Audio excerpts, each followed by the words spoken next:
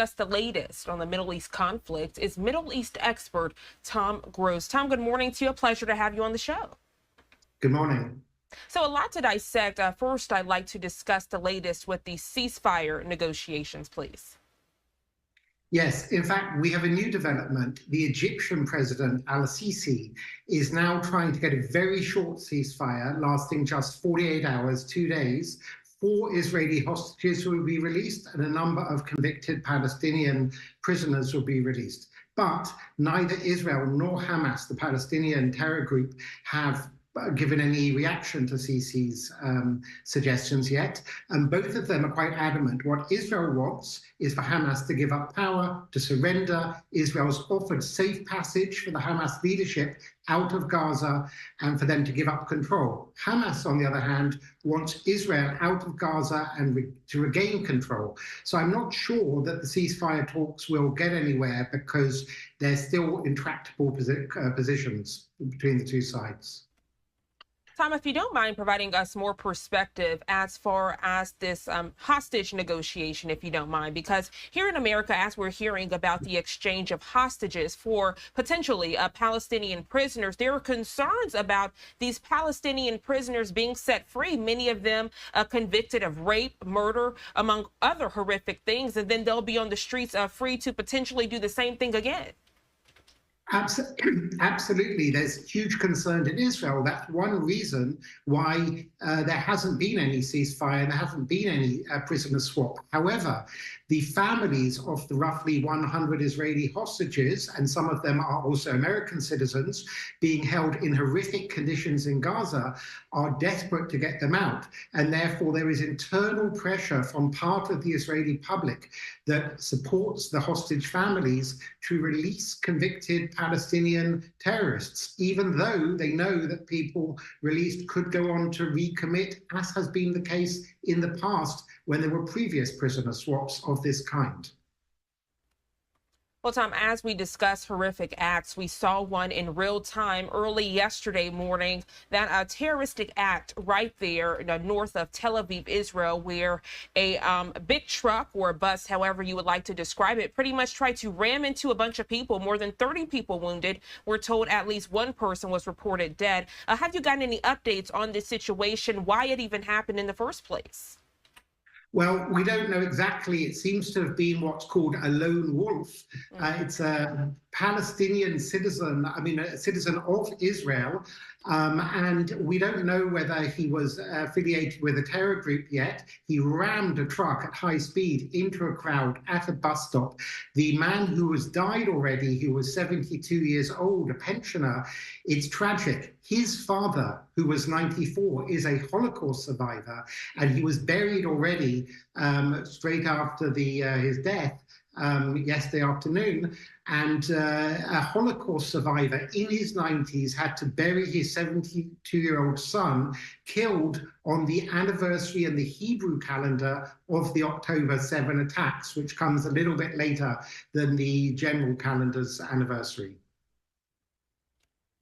Well, Tom, I can tell you for many people in the U.S., seeing that horrific event unfold early yesterday morning, it kind of brought back memories of unfortunate events right here in America. We have our own festivals and events.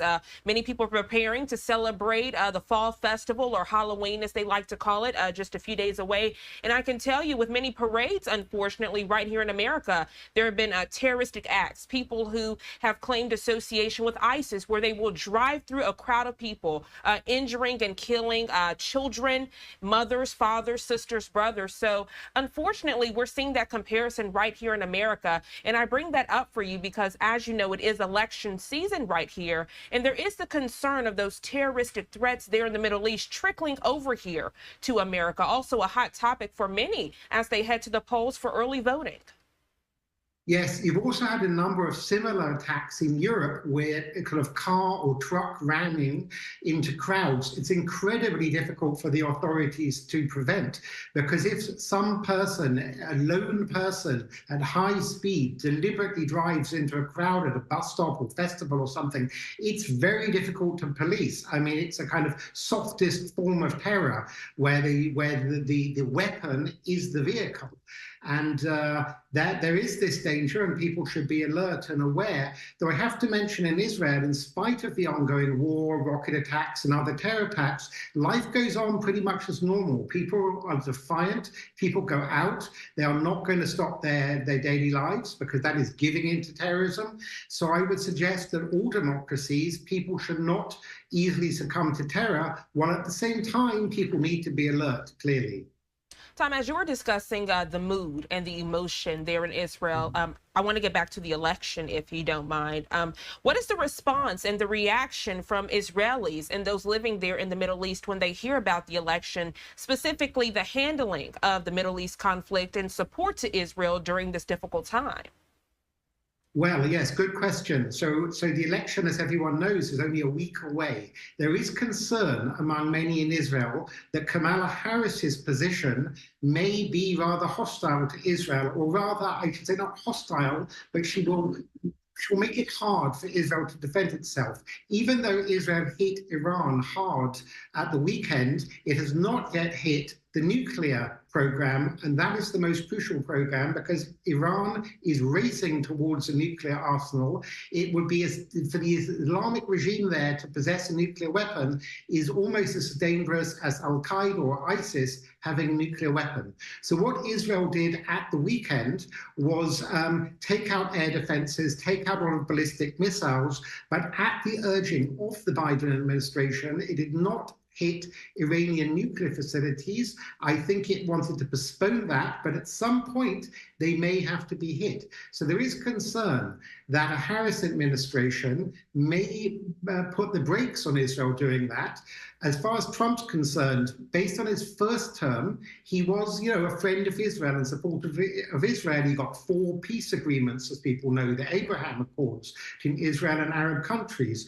So based on his first term, whatever else one might think of Trump and his policies, he was good for the Middle East and peace and foreign policy. Having said that, people here in Israel know that Donald Trump can be unpredictable, and therefore a second term might not necessarily follow the policies of his first term.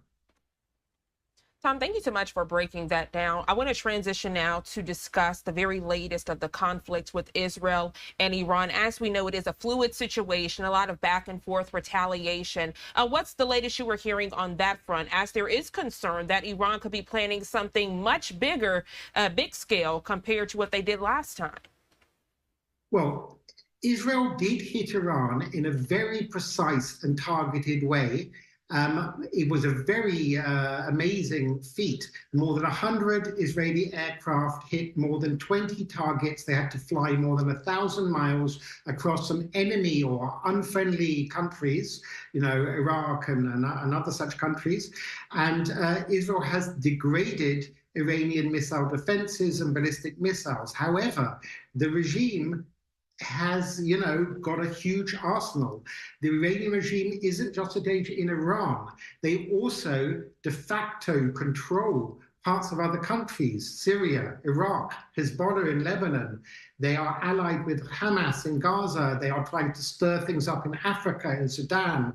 They're getting closer to the Venezuelan government. So Iran is a big threat in military terms, in terror terms, also in hacking and cyber terms. I just might add, as an aside, it's been revealed that 4 of the Israeli pilots that hit Iran at the weekend were female, were young women in their 20s. And remember that this regime in Iran, this Islamic regime, has been repressing women. It's been shooting dead women for not wearing head coverings sufficiently, according to the Ayatollahs that run Iran. So there's something rather ironic that Israel, a liberal democracy, now has female fighter pilots and female navigators in the Israeli Air Force, and it's essentially trying to get out of power, because that is the end goal, this Islamic dictatorship in Iran. And by the way, I know a lot of Iranian, more secular Muslim Iranian women, and they're actually cheering Israel on, because they too they have a common enemy with Israel, the Islamic regime, not the population of Iran, but the government in Iran, which represses women, represses minority, and commits terror. So many great points you just brought up, Tom, and it further shows the oppression that many in Iran are still dealing with at this hour. And I'm also glad you mentioned that, because there's been a lot of concern right here in the U.S. when you think about that post-war plan. There was a lot of pressure on Netanyahu, right? If we look back to October, what is the post-war plan, even though we still haven't gotten all of the hostages back from Hamas? And there is concern what will happen to those innocent Palestinian people post-war that had nothing to do with this, right? We know IDF has been very vigilant and diligent, and they've been very expressive, saying that this fight is not against the Palestinian people, it's not against the Lebanese people, it's about these terroristic organizations that are trying to eradicate them. Absolutely. Look, Israel, I don't know anyone in Israel that doesn't want peace with the Palestinians, with Lebanon, with everybody.